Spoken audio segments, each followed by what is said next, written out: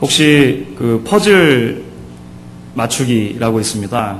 그 그림이 있는데 그 그림이 여러 조각으로 나눠져 있어가지고 그 흩어진 조각들을 다시 모아서 이제 큰 그림을 완성하는 그런 퍼즐 맞추기 있지 않습니까? 그 퍼즐 맞추기를 해보신 적이 있으십니까? 예, 우리 아이들이 가지고 노는 것은 뭐 대략 10피스 또는 뭐 20개 정도 이렇게 되는 것들이 많죠. 그래서 그런 것은 뭐 비교적 쉽게 맞출 수 있습니다. 그런데 이제 그 피스의 단위가 1000개 정도, 2000개 정도, 뭐 3000개 이렇게 되면 문제가 좀 심각해집니다. 그렇죠. 일부에서는 그 치매 예방에 도움이 많이 된다고 해가지고 어르신들께서 많이 맞추십니다. 제 부모님께서도 하셨던 것 같아요. 하여간 피스가 많아지면 여러분들 그림을 맞추기 시작할 때 흩어져 있는 그 피스 조각을 먼저 붙들어 가지고는 절대 그림을 맞출 수 없습니다. 그렇죠. 그래서 거의 불가능에 가깝다고 보셔야 돼요. 그러면 어떻게 먼저 출발을 하는 것이 좋습니까? 이미 완성되어 있는 그림, 이제 이 조각들이 다 맞춰지면 어떤 그림이 될 것이다 라고 하는 그 그림이 이제 그 퍼즐 맞추기에 끼어서 와요. 또는 겉면에 있던지. 그것을 먼저 한번 보는 것이 굉장히 중요합니다. 그렇죠? 그래서 큰 그림을 먼저 보고 완성된 그림을 먼저 보고 이제 조각들을 가지고 맞춰가야 중간에 조각들만 가지고 당황하거나 낭패하거나 이제 방향을 잃어버리는 그런 것을 미연에 조금 방지할 수 있게 되는 것을 우리가 알 수 있다라고 하는 것입니다. 여러분들 오늘 우리가 이제 베드로전서를 계속 강해 설교해 나가면서 2장 11절과 12절 말씀에 이르게 되었습니다. 사실 이제 오늘 본문으로부터 시작해서 이제 베드로전서에서 큰 새로운 단락이 시작되어지는 것을 우리가 볼 수가 있습니다. 지금까지 베드로 사도는 무엇을 이야기한 것이었냐 하면 이 땅에서 한 사람의 그리스도인으로 산다는 것이 도대체 무엇을 의미하는가라고 하는 것을 이야기하기 전에 인사말들을 포함해서 여러 기본적인 이야기들을 해 나간 것입니다. 그렇죠? 그래서 인사말 그리고 나서 이제 하나님의 백성들은 어떤 사람들인가 크게 이제 몇 가지를 우리가 계속 살펴보았었습니다. 이제 오늘 말씀으로부터 시작을 하게 되어지면 조금 더 구체적인 이야기들로 이제 베드로의 관심이 옮겨가는 것을 보게 되어집니다. 우리가 이 땅에서 맺고 살아가는 여러 관계 그리고 우리의 역할들이 있는데 그런 관계와 그러한 역할들을 어떻게 이제 감당해 나갈 것인가 하는 것을 구체적으로 이야기를 시작하려고 하는 거죠. 그런데 베드로는 알고 있었던 것 같습니다. 이제 그러한 우리의 삶의 여러 조각들, 하나님께서 우리에게 기대하시는 삶의 모습의 조각들을 하나하나 살펴보기 이전에 큰 그림을 먼저 보는 것이 굉장히 중요하다라고 하는 것을 베드로가 알고 있었다라고 하는 것이죠. 오늘 특별히 우리가 함께 읽은 11절과 12절의 말씀은 퍼즐로 치자면 이제 큰 그림과도 같습니다. 그래서 큰 그림을 먼저 알려주고 나서 이것이 큰 그림이고 방향이고 목표이고 이제 앞으로 조금 더 세부적인 이야기들을 하게 될 것이다 이야기를 하는 것이죠. 그래서 오늘 우리가 이제 이 말씀을 같이 살펴보면서 사도 베드로가 하나님의 백성들에게 주시는 하나님의 백성들을 향한 그 비전의 큰 틀들을 조금 더 살펴보려고 하는 것입니다. 우리가 그 이야기를 해볼 때 실제로 그림 그리는 것에 조금 비유를 할 수가 있을 것 같아요. 물론 그림은 장르가 다양합니다. 방법도 다양하겠죠. 그런데 일반적으로 한번 우리가 이제 생각을 해보면 이렇게 두 가지로 나눌 수 있다고 생각을 합니다. 먼저는 스케치를 하는 거죠. 밑그림을 그리는 것입니다. 그렇죠. 그래서 전체 그림의 구조와 대강의 얼개를 이제 스케치를 해서 밑그림을 잡고 그 다음에 그 밑그림에다가 색깔을 입혀가고 조금 더 자세하게 터치를 하게 되어지면 완성된 그림이 되는 것을 우리가 알 수가 있습니다. 그래서 오늘은 크게 말씀을 통해서 큰 단락을 두 가지로 살펴보게 될 것인데 사도 베드로가 어떻게 우리에게 이제 성도의 삶이라고 하는 큰 하나님의 그 비전을 향한 그 밑그림을 그려주느냐 하는 부분하고 그 다음에 그 완성된 밑그림에 어떻게 색깔을 입혀서 우리에게 조금 더 구체적인 이야기를 해주는가 조금 우리가 이야기를 나눠보도록 하겠습니다. 무엇보다도 하나님의 백성으로 이 땅을 살아가는 성도들에게 권면하시는 하나님의 삶의 기본적인 얼개, 그 기본적인 밑그림을 어떻게 한마디로 스케치를 할 수가 있겠습니까? 오늘 우리가 11절과 12절 말씀을 읽었는데 그것을 한마디로 요약을 하자면 이렇게 이해할 수 있을 것입니다. 하나님의 영광을 위해 살아가는 세상 속의 성자들. 한마디로 줄이다 보니까 좀 길어졌습니다. 하나님의 영광을 위해 살아가는 세상 속의 성자들이라고 하는 개념으로 사실 오늘 11절과 12절을 요약을 할 수가 있다고 하는 것이죠. 먼저 우리는 이제 오늘 11절 말씀 가운데 베드로가 이렇게 이야기를 출발을 합니다. 사랑하는 자들아, 나그네와 행인 같은 너희를 권하노니. 그렇죠. 나그네와 행인이라고 하는 말에 우리가 조금 먼저 주의를 기울여 보기를 원하는 것입니다. 우리는 이미 1장 1절이죠. 우리가 베드로전서를 처음 함께 읽어나가기 시작할 때 이미 나그네라고 하는 단어가 등장했던 사실을 기억하고 있습니다. 기억하시죠? 하시기를 바랍니다. 예. 나그네. 그런데 지금 행인이라고 하는 다른 단어가 하나 더 등장했습니다. 그런데 사실 이것은 다른 의미를 가진 단어가 아니고 나그네와 같은 의미를 가진 이제 다른 단어를 이렇게 사용하는 것입니다. 그러니까 둘 다 같은 의미를 가지고 있다고 볼 수 있는 거죠. 결국 나그네와 행인이 의미하는 것은 무엇입니까? 본향을 떠나서 어떤 다른 지역에 일정 기간을 머물러 있는 사람들 의미한다. 이렇게 보시면 틀림이 없는 것입니다. 그렇다고 하면 나그네와 행인이라고 하는 이 성도의 본질적인 신분, 하나님의 백성들은 다 나그네와 행인인데 이 본질적인 하나님의 백성들의 신분은 우리로 하여금 적어도 두 가지를 생각하게 하는 것입니다.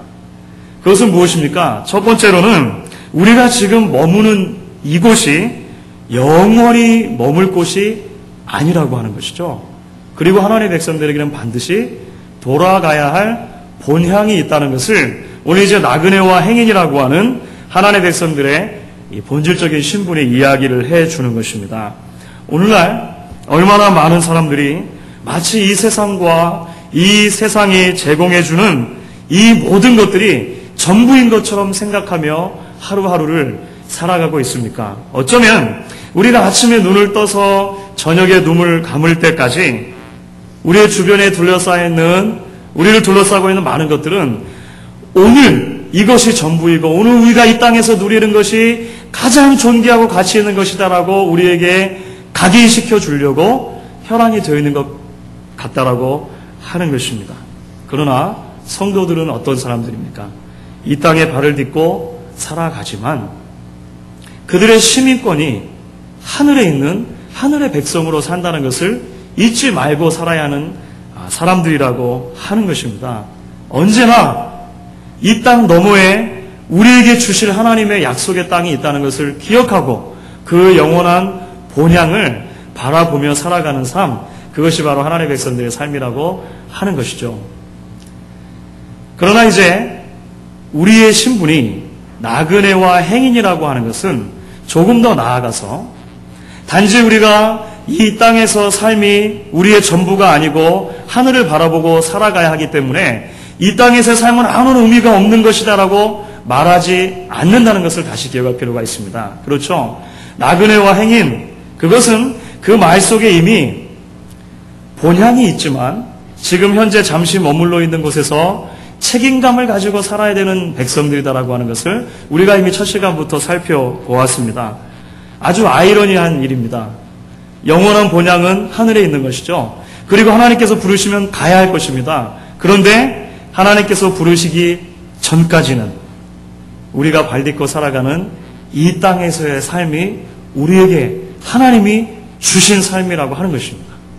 하나님께서 그리고 우리가 이 땅에서 어떠한 삶을 살아가느냐라고 하는 것으로 우리를 평가하실 것이라고 하는 것이죠. 그렇기 때문에 나그네와 행인으로 산다는 것은 본질적으로 그 안에 긴장을 담고 있는 것입니다. 그렇죠. 이 세상에 살고는 있지만 이 세상에 속한 사람으로는 살지 않는 긴장 말입니다. In the world, but not of the world. 이 세상에서 살아가고 있지만 세상에 속한 것은 아닌 하나님께 속한 사람으로 살아가야 하는 이 본질적인 긴장이 우리 안에 있다라고 하는 것입니다. 사랑하는 성도 여러분, 성경은 한 번도 우리가 하나님의 백성으로 살기 위해서 이 세상과 물리적으로 거리를 두어야 한다라고 이야기한 적은 없습니다. 그러니까 성경은 한 번도 수도원주의에 찬성표를 던진 적이 없다라고 하는 것입니다. 우리가 하나님의 백성으로 살 곳이 어디인가? 바로 우리가 발딛고 살아가는 이곳이라고 하는 것이죠. 동시에 성경은 철저하게 이원론적인 사고를 배격합니다. 그것은 무슨 말입니까? 성경은 우리가 교회 안에서 행하는 것, 그리고 교회와 관련된 것을 행하는 것은 그것이 자동적으로 거룩하고 하나님을 기쁘시게 하는 것이다, 이렇게 말하지 않습니다. 반대로 교회 밖을 벗어나서 우리의 가정에서, 우리의 직장에서, 우리의 삶에서, 우리의 삶의 현장에서 하는 모든 것들은 세상 일이고 속된 것이다 라고도 성경은 가르치지 않습니다.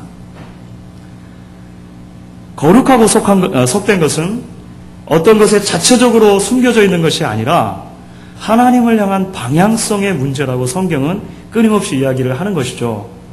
우리가 하나님과 바른 관계를 유지하고 있다면 우리가 행하는 그 모든 것들이 하나님 앞에서 거룩하고 하나님을 기쁘시게 하는 것이 되는 것입니다. 우리가 하나님과 바른 관계를 가지고 있지 않다면 그것이 아무리 아름다운 종교의 껍데기에 쌓여있다 하더라도 그것은 속된 것이 될 수밖에 없다고 성경이 우리에게 가르치는 것입니다. 교회에서 24시간을 머물며 교회와 관련된 일을 한다 하더라도 하나님과 관계없이 하는 것이라면 그것은 하나님께 전혀 기쁘게 할 만한 것이 되지 않는다고 성경이 우리에게 가르치는 것이죠. 하나님께서 우리에게 기대하시는 삶은 바로 무엇입니까? 그렇기 때문에 세상 속의 성자들로 살아가는 것입니다. 1절에도 한번 말씀을 드렸습니다. 그렇죠. 그리고 앞으로 제가 계속 강조하게 될 것이라고 그때 말씀드렸는데 그때 제가 그런 말씀을 드렸다는 것도 잊어버리셨으면 곤란한데 세상 속의 성자들, 수도원에 있는 성자, 저 산 속에 있는 성자가 아니라 세상 속의 성자로 살아가는 것을 하나님께서 우리에게 기대하신다라고 하는 것입니다. 그렇기 때문에 여러분들이 진정으로 거룩을 추구하며 살아가야 할 것이 어디입니까? 나의 배우자와 끊임없이 부딪히고 나의 자녀들과 끊임없이 부딪혀야 하는 바로 가정, 그것이 우리가 거룩을 추구하며 살아야 할 현장이라고 하는 것입니다. 상사들과 아랫사람이 있고 내게 맡겨진 일이 있는 그 직장, 그것이 내가 하나님의 백성으로 살아야 할 삶의 현장이라고 하는 것입니다. 사람들의 옷가지를 빨고 다리고 포장하고 하는 그곳, 더운데 땀을 흘리면서 일해야 하는 바로 그것이 우리가 거룩한 하나님으로 백성으로 살아가야 할 바로 그것이라고 하는 것입니다. 다른 학생들과 선의의 경쟁을 하면서도 하나님이 주신 꿈을 가지고 하나님의 백성으로 빚어지기를 노력해야 하는 그 학교, 이런 것들이 바로 우리가 하나님의 거룩한 백성으로 살아야 할 현장이라고 하는 것입니다. 이 사실을 잊지 않는 저와 여러분이 될 수 있기를 바랍니다. 이제 그렇다면 하나님의 백성이 이 땅에서 그와 같이 하나님이 원하시는 세상 속의 성자들로 살아가야 하는데, 세상 속의 성자들로 살아간다는 것은 결국 무엇을 바라보고 살아가는 것인가? 그 삶의 궁극적인 목표가 무엇인가? 우리가 조금 생각할 필요가 있겠습니다. 오늘 본문 가운데 사도 베드로는 12절의 후반부로 가면서 조심스럽게 하나님의 백성들의 삶의 방향은 바로 이 한 단어에 초점을 맞추고 살아야 한다라고 이야기를 합니다. 여러분 혹시 찾으시겠습니까? 하나님의 영광이라고 하는 주제입니다. 하나님의 영광. 하나님의 영광. 하나님의 영광이라고 하는 그 놀라운 주제로 우리의 삶 전체가 방향을 잡고 가야 한다라고 이야기를 하는 것이죠. 제가 초등학교를 다닐 때 학교에서 과학 시간에 자주 했던 실험이 하나 있습니다. 선생님께서 학생들에게 전부 다 조그만 종이 하나를 나눠주세요. 그 종이의 이름은 리트머스 시험지였습니다. 혹시 기억하는 분들 계십니까? 리트머스 시험지가 뭐냐면, 종이가 뭐냐면 어떤 용액이 알카리성 용액인지 산성 용액인지를 알아보는 그 시험지잖아요. 그래가지고 학생들에게 다 시험지 하나씩 나눠주고 투명해 보이는, 겉으로 보면 전혀 차이가 없는 이 액체를 딱 주는 것입니다. 그런데 신기하게도 이 리트머스 시험지를 담궜을 때 파란색으로 변하는 것이 있고 빨간색으로 변하는 게 있단 말이죠. 종이가 변하는 겁니다. 그렇죠? 그러면 파란색으로 변하면 그것은 알카리성 용액이구나, 빨간색으로 변하면 산성이구나. 그 과학 시험에 무수히 많이 나왔습니다. 어떻게 하면 잘 외울까 해가지고 뭐 산성이면 빨간색이니까 산불 막 이렇게 해가지고 외우고 뭐 그랬던 기억이 지금도 나요. 그러니까 대단한 교육의 효과죠. 아직도 안 잊어버리는 것을 보면. 예. 여러분, 리트머스 시험지라는 게 있어요. 그런데 여러분 아십니까? 하나님의 백성들에게도 리트머스 시험지가 있습니다. 그것은 무엇이냐면 하나님의 영광이라고 하는 단어입니다. 하나님의 영광. 하나님의 영광이라고 하는 단어를 여러분들의 심장에 담궜을 때 반응이 오는가 그렇지 않은가 라고 하는 것입니다. 하나님의 영광이라고 하는 단어를 들으면 우리의 가슴이 설레고, 그렇게 살지 못하는 우리 자신이 한없이 부끄러워지고, 그렇지만 다시금 그렇게 살기를 하나님 앞에서 소망하는 그 무엇 있지 않습니까? 그것이 바로 성도들을 시험해 볼 수 있는 리트머스 시험지라고 하는 것이죠. 사랑하는 성도 여러분, 하나님의 영광은 하나님께서 우리를 지으신 존재 목적과 맞닿아 있는 것입니다. 여러분, 이사야서 43장 7절 말씀을 보시면 이사야 선지자는 이렇게 기록합니다. 무릇 내 이름으로 일컫는 자 곧 내가 내 영광을 위하여 창조한 자를 오게 하라. 그들을 내가 지었고 만들었느니라. 몇 절을 더 지나가면 43장 21절에 우리가 잘 아는 이 말씀이 기록되어 있습니다. 이 백성은 내가 나를 위하여 지었나니 나의 찬송을 부르게 하려 함이라. 그래서 여러분, 개혁주의 신앙 고백에 그 요약을 담고 있는 웨스트민스터 신앙 고백이라고 하는 고백서가 있습니다. 그리고 그 고백서에 대요리 문답과 소요리 문답이 딸려 있는데요. 그 웨스트민스터 소요리 문답의 제1번 문제 답. 제1번이 무엇이냐면 이것이죠. 사람의 제일된 목적이 무엇이뇨? 묻습니다. 여러분 혹시 그 공부해 보신 분들 기억이 나십니까? 1번이니까. 사람의 제일된 목적이 무엇이뇨? 묻고 그 답을 이렇게 합니다. 사람의 제일된 목적은 하나님을 영화롭게 하고 영원토록 그분을 즐거워하는 것이다. 이렇게 웨스트민스터 소요리 문답 1번이 묻고 답을 합니다. 하나님의 백성들은 하나님의 영광을 위해 존재하는 사람들입니다. 내가 매일매일의 삶 속에서 하나님의 영광을 위해 살아드리는 것이 바로 우리가 지음 받은 임무를 다하고 살아드리는 것이라고 하는 것이죠. 자, 여기까지 말씀을 드렸습니다. 그런데 여러분, 혹시 이런 생각 해보신 적 없으십니까? 하나님의 영광이라고 하는 말을 교회에서 제법 많이 합니다. 그리고 하나님의 영광을 위해 살아드려야 한다라고 이야기를 합니다. 그런데 하나님의 영광을 위해서 산다라고 하는 것을 계속 생각해 볼 때, 그러면 도대체 우리의 삶은 도대체 뭐지? 라고 혹시 질문해 보신 적은 없으십니까? 저만 그랬나요? 아니 도대체 그러면 우리의 삶의 의미는 뭔가? 우리는 하나님의 들러리인가? 우리의 삶의 전체가 누군가 다른 어떤 존재의 영광만을 위해 존재한다면 우리의 삶의 그 본연의 가치는 뭐냐고 하는 것입니다. 그렇죠? 이 질문 안 해보셨나요? 예. 도대체 우리는 하나님이 써가시는 어떤 그 이야기의 일부일 뿐인가? 우리는 하나님의 들러리일 뿐인가? 라고 하는 질문이죠. 그런데 사랑하는 여러분, 우리가 조금만 더 깊이 생각해 보면 우리를 하나님의 영광을 위해 존재하셨다라고 하는 사실 자체가 하나님의 큰 은혜의 결과라고 하는 것을 발견하게 됩니다. 사랑하는 여러분, 하나님께서 우리가 영광을 돌려드려야만 영광스러우신 분이겠습니까? 십시일반 우리가 영광을 요만큼 모으고 모아가지고 하나님 이 영광을 받으세요 하고 하나님께 드려야만 하나님이 본인의 초라함을 벗으시고 영광스러워지시는 그런 하나님이냐고 하는 것입니다. 그런데 아니죠. 하나님은 우리가 하나님께 영광을 돌리지 않아도 완전하게 영광스러우신 분이라고 성경은 증언을 합니다. 그렇죠. 그게 놀라운 비밀이죠. 하나님은 우리가 굳이 영광 돌리지 않아도 스스로 완전한 영광의 상태에 머물러 계시다라고 하는 것입니다. 그러면 왜 하나님께서는 하나님의 백성들에게 당신의 영광을 위해서 살라고 명령하시냐고 하는 것입니다. 그것은 인간이 하나님의 영광을 위해 살아갈 그때가 가장 영광스러워지는 순간이기 때문에 그렇습니다.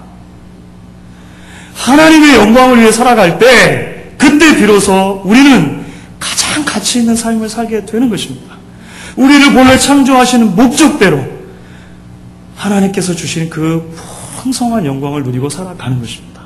이 땅에서 많은 사람들이 살아가는 동안에 영광을 추구하고 살아갑니다. 스스로의 영광, 개인의 영광, 개인의 영달을 추구하고 살아갑니다. 그런데 하나님은 아셨던 것이죠. 하나님과 무관하게 자신의 영광만을 추구해서는 그들이 추구하는 그 영광을 얻을 수 없다라고 하는 것입니다. 오직 사람이 가장 영광스러운 상태를 회복하는 것, 가장 존귀한 삶을 살 수 있는 것은 하나님의 영광을 위해 살아드릴 때 가능하다라고 하는 것을 하나님께서 알고 계셨다라고 하는 것입니다. 사랑하는 성도 여러분, 하나님의 백성은 무엇을 위해 부름받은 사람들입니까? 하나님을 영화롭게 하는 세상 속의 성자들. 그렇죠. 이 말씀이 조금 더 이해가 되시죠? 하나님을 영화롭게 하는 세상 속의 성자들로 하나님의 백성들이 부름받았다고 하는 사실을 반드시 기억하시고 우리가 이 땅에 사는 동안 그렇게 하나님을 위해 살아갈 수 있는 저와 여러분 될 수 있기를 바라는 것입니다. 자, 이렇게 해가지고 이제 밑그림이 완성이 됐습니다. 그렇죠. 그 그림으로 이제 비유를 처음에 드렸는데 이것이 스케치, 기본 스케치 밑그림이라고 하는 것입니다. 하나님의 영광을 위해 살아가는 세상 속의 성자들. 그렇다면 이제 색깔을 조금 더 입힐 시점이 된 거죠. 그래서 완성을 할 필요가 있는 것 같습니다. 오늘 베드로는 특별히 오늘 본문 가운데 이제 이렇게 밑그림을 그린 위에 색깔을 덧입혀서 하나님의 백성들의 삶이 그렇다면 조금 더 구체적으로 어떻게 사는 것인가, 하나님의 영광을 위해서 살아가는 세상 속의 성자들은 도대체 어떻게 사는 것인가 라고 하는 것을 이야기를 해주고 있습니다. 오늘 본문 가운데 그것은 특별히 베드로의 언어로서는 두 가지 관점에서 드러납니다. 하나는 내부적인 측면에서 이야기를 베드로가 하고 하나는 외적인 측면에서 하나 이야기를 합니다. 첫 번째로 베드로가 이야기하는 것은 이것이죠. 영혼을 거스려 싸우는 육체의 정욕을 제어하는 것입니다. 그렇죠. 1절 말씀입니다. 우리 같이 한번 11절이죠. 11절 말씀 우리 같이 한번 읽습니다. 사랑하는 자들아, 나그네와 행인 같은 너희를 권하노니 영혼을 거스려 싸우는 육체의 정욕을 제어하라. 자신 안에 있는 육체의 정욕을 제어하라는 것입니다. 이거 재밌는 단어입니다. 제어하라. 여러분, 우리는 제어하라라는 말을 들으면 일반적으로 어떤 이미지가 먼저 떠오르십니까? 막 이렇게 싸워가지고 제압하는 거, 그런 거 생각이 먼저 드시죠. 제어하다 하니까 적극적으로 싸워가지고 제압해가지고 힘을 못 쓰도록 만드는 것, 이렇게 되게 생각을 하게 되는데 본래적으로 사실 이 원어의 의미는 싸워서 이기라는 의미보다는 피하라라고 하는 의미가 훨씬 가깝습니다. 그러니까 거리를 두라라고 하는 의미가 훨씬 더 가까운 거예요. 그러니까 너희 영혼을 거스려 싸우는 육체의 정욕에서 멀어져라, 이렇게 번역을 하면 사실 훨씬 더 본래 의미에 가까운 것입니다. 우리가 싸워야 할 적은 우리의 밖에 1차적으로 있는 것이 아니라 우리 안에 있는 것이죠. 우리가 거리를 두어야 할 적은 우리 안에 먼저 있는 것입니다.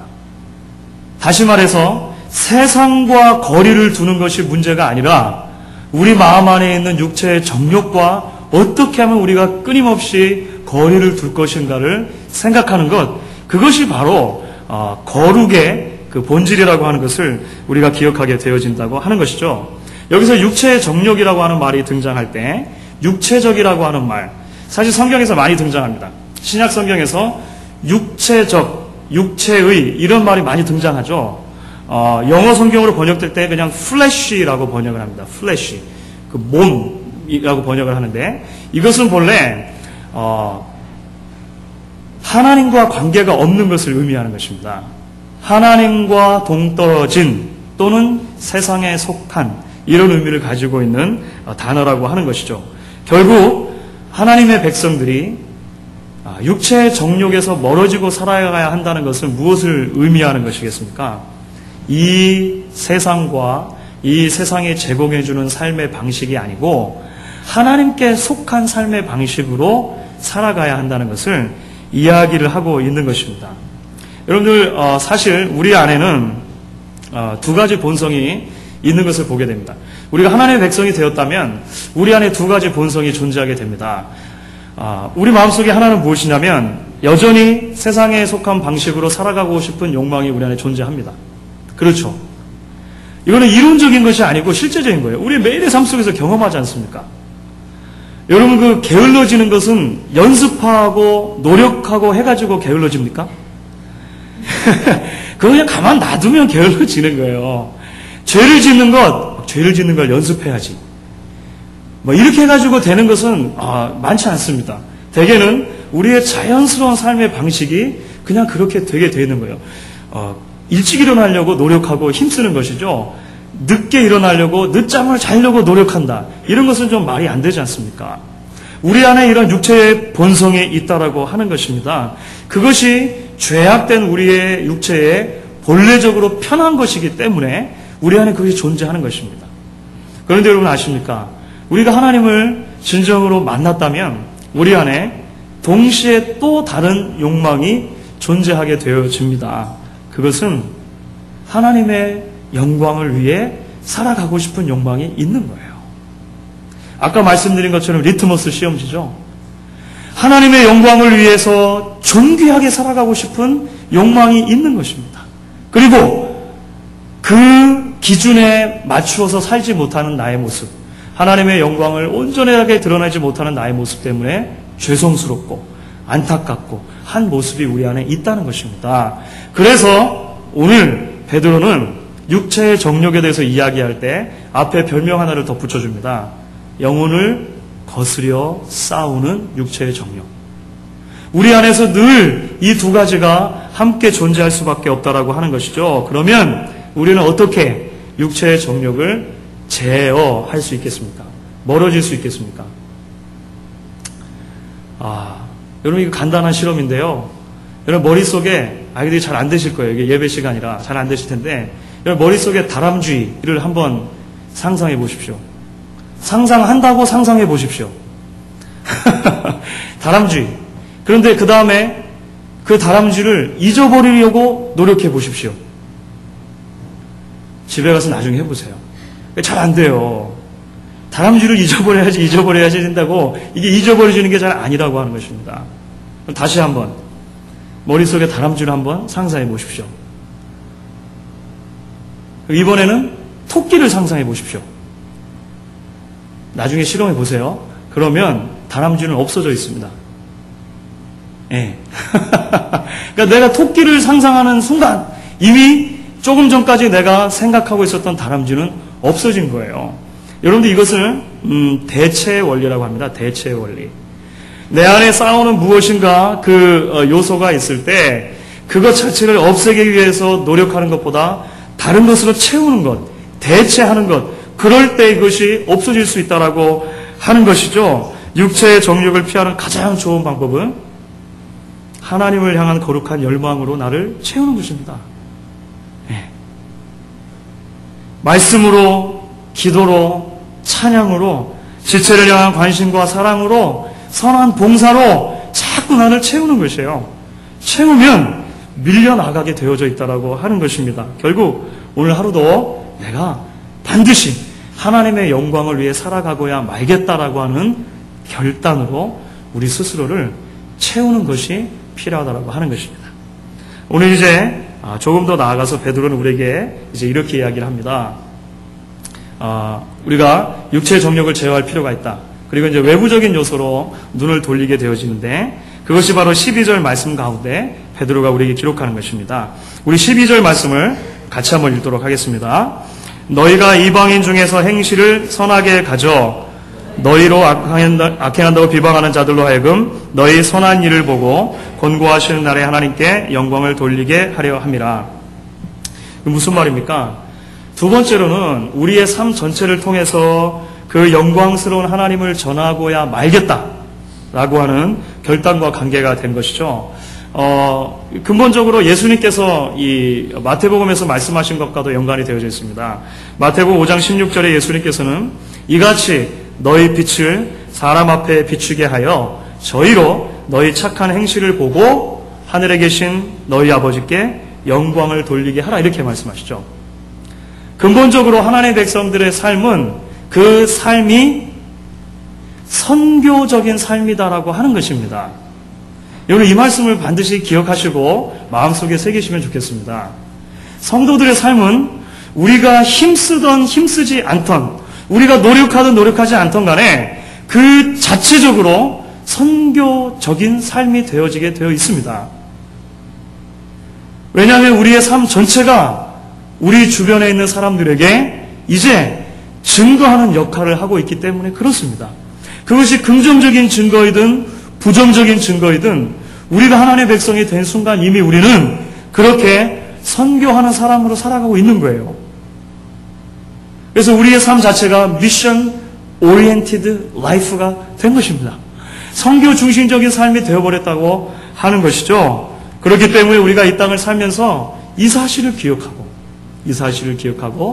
어느 곳에 있든지 간에 우리의 삶을 통해 하나님께 영광을 돌리고야 말겠다라고 결단하는 것, 그것이 바로 오늘 베드로가 이방인 중에서 행실을 선하게 가져서 너희로 악행한다고 비방하는 자들로 하여금 권고하시는 그날에 하나님께서 심판하기 위해서 다시 찾아오시는 그날에 하나님께 영광을 돌리게 하라라고 이야기를 하고 있는 것입니다.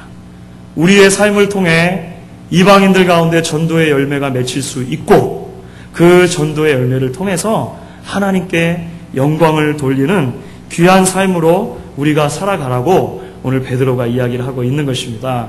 그렇게 되면 우리가 지난주에 함께 말씀을 나눈 것처럼 결국 이것은 제사장 나라라고 하는 개념과 연결이 되는 것입니다.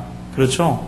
지난주 설교 시간에 제가 말씀을 드리면서 제사장 나라, 결국 그것은 진열품 국가다라고 하고 말씀을 드렸습니다. 그렇죠?